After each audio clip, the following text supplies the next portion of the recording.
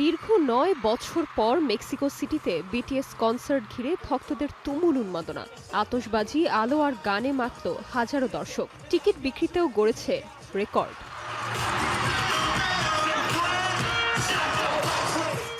সাত May Arirang world ট্যুরের অংশ হিসেবে মেক্সিকো সিটিতে ৩টি কনসার্টের প্রথম প্রিতে পারফর্ম করে ব্যান্ডটি। শো শুরুর আগ থেকেই স্টেডিয়ামের বাইরে ছিল ভক্তদের দীর্ঘ লাইন। কারো হাতে পোস্টার, কারো হাতে ব্যানার। প্রিয় ব্যান্ডকে এক নজর দেখতে ঘন্টার পর ঘন্টা অপেক্ষা করেছিলেন অনেকে।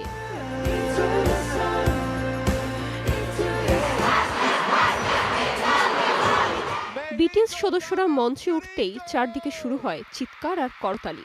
আতশবাজি আর ঝলমলে আলোর মাঝে একের পর এক জনপ্রিয় গান পরিবেশন করেন তারা।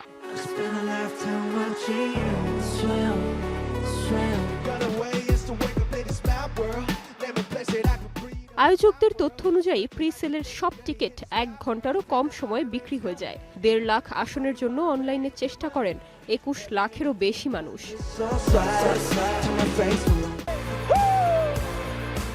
২০১৪, ২০১৫ আর ২০১৭ সালের পর এবার চতুর্থবারের মতো মেক্সিকো সিটিতে পারফর্ম করল বিটিএস।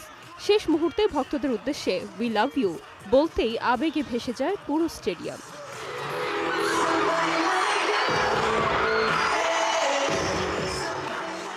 বিশ্বজুড়ে কে-পপের জনপ্রিয়তা কতটা বিস্তৃত, মেক্সিকো সিটির এই আয়োজন যেন তারই আরেক প্রমাণ।